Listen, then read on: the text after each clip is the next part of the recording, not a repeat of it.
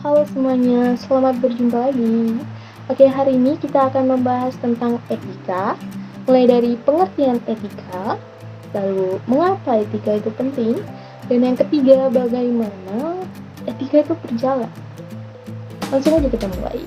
Etika merupakan cabang filsafat yang melakukan kajian kritis tentang moralitas, yaitu kebaikan ataupun keburukan dari tindakan manusia. Etika berkaitan dengan nilai-nilai dan kepercayaan yang sangat penting bagi individu maupun masyarakat. Nilai-nilai tersebut sangat penting untuk membantu dalam pembentukan karakter manusia dalam masyarakat. Melalui pembelajaran tentang apa yang baik dan juga apa yang buruk. Etika mengandaikan pengetahuan tentang prinsip dasar dari moralitas dan tanggung jawab untuk membuat pilihan yang sesuai bila diperlukan. Lalu, apa pengertian etika itu secara etimologis? Apakah etika memiliki arti tersendiri? Oke, istilah etika itu berasal dari bahasa Yunani, yaitu ethos. Dalam arti kata tunggalnya, itu memiliki arti tempat tinggal biasa, padang rumput, kandang, kebiasaan, adat, watak, perasaan, sikap, dan juga cara berpikir. Tapi dalam bentuk sama, ethos yaitu eta berarti adat kebiasaan. Adat kebiasaan ini yang menjadi latar belakang terbentuknya istilah etika yang digunakan oleh filsuf besar Yunani, yaitu Aristoteles, untuk menunjukkan filsafat moral. Jadi, secara etimologis, etika berarti ilmu tentang apa yang biasa dilakukan atau ilmu tentang adat kebiasaan. Lalu, apa kaitan antara etika dan moral? Oke, istilah moral itu berasal dari bahasa Latin, mos, dalam kata jamaknya mores, yang berarti kebiasaan atau adat. Dalam Kamus Besar Bahasa Indonesia, kata mores dipakai untuk arti yang sama. Jadi, etimologi dari kata etika dan juga moral itu memiliki pengertian yang sama dan berasal dari kata yang sama yang berarti adat kebiasaan. Perbedaannya cuma terletak pada perbedaan bahasa. Kata etika berasal dari bahasa Yunani, sedangkan kata moral itu berasal dari bahasa Latin. Etika yaitu bukan merupakan sumber tambahan dari moralitas, melainkan merupakan filsafat yang merefleksikan ajaran-ajaran moral. Nah, oleh karena itu, mengapa etika itu penting? Mengapa sih etika itu harus ada? Etika di sini itu dimaksudkan sebagai filsafat moral atau pemikiran rasional, kritis, mendasar dan sistematis tentang ajaran-ajaran moral. Etika ingin mengerti mengapa kita harus mengikuti moralitas tertentu, atau bagaimana kita mengikuti moralitas tertentu, atau bagaimana kita mengambil sikap untuk bertanggung jawab terhadap berbagai moralitas. Lalu, apa itu etiket? Apakah memiliki kesinambungan dengan etika? Oke, seringkali istilah dari etika dan etiket itu digunakan secara rancu, padahal perbedaan keduanya itu sangat hakiki. Etika itu memiliki arti moral, sedangkan etiket itu merupakan sopan santun. Bersamaannya yaitu etika dan etiket menyangkut perilaku manusia. Istilah itu tidak berkaitan dengan binatang, karena binatang tidak mengenal etika ataupun etiket. Kedua hal ini mengatur perilaku manusia dengan menyatakan apa yang harus dilakukan dan apa yang boleh dilakukan. Tapi ada juga perbedaan antara etiket dan etika. Perbedaannya itu terlihat dari etiket menyangkut pada cara dari suatu perbuatan harus dilakukan oleh manusia. Contohnya, ketika kita memberikan sesuatu kepada seseorang, maka kita harus memberikannya dengan menggunakan tangan kanan. Kalau kita menggunakan tangan kiri, maka itu tidak itu merupakan etiket yang salah atau tidak sopan. Sedangkan etika itu tidak bergantung pada suatu perilaku tertentu. Misal etika itu ketika kita menyatakan jangan mencuri, ketika kita mencuri dengan tangan kanan atau tangan kiri, itu tidak ada kaitannya dengan etika sama sekali, karena etika tidak bergantung pada suatu perilaku.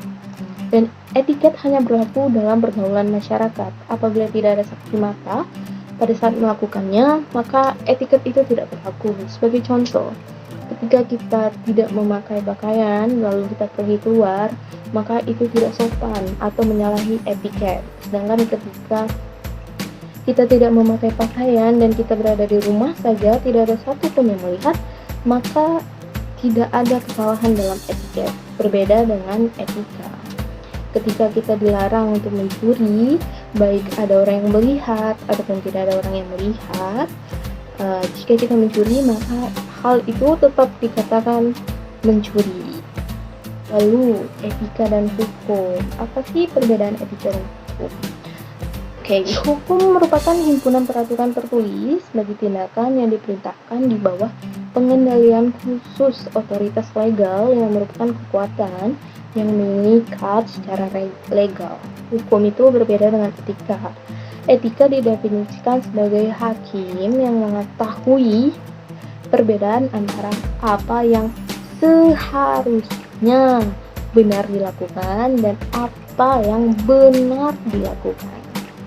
Etika tidak melibatkan apa yang tertulis, tapi etika itu merupakan semangat dari aturan tersebut. Hukum itu berasal dari prinsip-prinsip moralitas, tapi kenyataannya moralitas tidak berkaitan dengan hukum sama sekali. Moralitas itu berkaitan dengan karakter yang mengarahkan perilaku bukan oleh tindakan legislatif ataupun kekuasaan, melainkan oleh hati nurani. Etika itu berkaitan dengan nilai-nilai manusia. Lalu, apa sih perbedaan antara etika dan agama? Dalam hal ini, etika itu tidak dapat menggantikan agama. Orang yang percaya menemukan orientasi dasar kehidupan dalam agamanya. Akan tetapi, agama sendiri memerlukan keterampilan etika agar dapat memberikan orientasi dan bukan sekedar indoktrinasi. Etika dapat membantu untuk menerapkan ajaran moral agama itu pada masalah moral yang baru tersebut. Perbedaan antara etika dan ajaran moral agama ialah bahwa etika itu mendasar diri pada argumentasi rasional semata-mata, sedangkan agama itu pada wahyunya. Lalu bagaimana cara kerja etika ini? Etika itu memiliki tujuan dan fungsi yang pada dasarnya adalah untuk menggugah kesadaran kita akan bertanggung jawab sebagai manusia dalam kehidupan bersama dalam berbagai dimensi. Etika ini mau mengajak kita untuk tidak hanya melihat segala sesuatu dalam bertindak dalam kerangka kepentingan kita saja, melainkan juga mempedulikan kepentingan bersama, yaitu kesejahteraan dan kebahagiaan bersama. Lalu kita lanjutkan ke studi kasus di mana seorang anak 12 tahun ingin melakukan transfusi darah, tapi dia memiliki kepercayaan tertentu bahwa kita tidak boleh melakukan transfusi darah dari orang lain. Dalam hal ini, apa yang harus dilakukan seorang dokter ketika mengalami hal tersebut? Menurut pendapat saya, apa yang harus dilakukan oleh dokter adalah mengambil pendapat terbanyak. Dia bisa melakukan voting atau mengambil kesimpulan dari banyaknya pendapat. Ketika 10 pendapat melawan satu pendapat, maka 10 pendapat tersebut akan menang, sedangkan satu pendapat akan kalah. Dalam hal ini, ketika orang tua dan seluruh keluarga anak tersebut memilih untuk melakukan transfusi darah terhadap anak tersebut, maka dokter bisa memilih untuk melakukan transfusi darah terhadap anak tersebut. Tapi ketika keluarga juga menolak, anak itu menolak, dan hanya ada 2 atau 1 orang yang memilih anak itu tuh melakukan transfusi darah, maka jangan lakukan transfusi darah.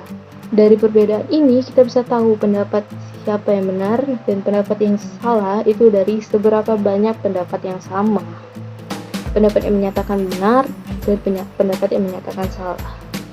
Karena pendapat 10 orang lebih baik daripada pendapat 1 orang.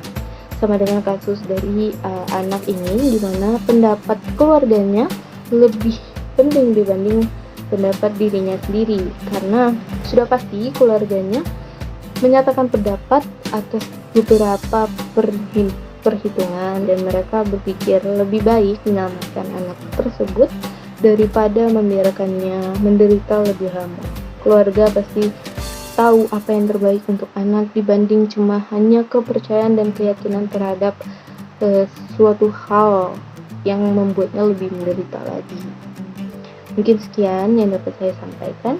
Apabila ada kesalahan dalam perkataan, pendapat, atau apapun yang saya lakukan, baik yang saya sengaja maupun yang tidak saya sengaja, terima kasih telah menonton video ini.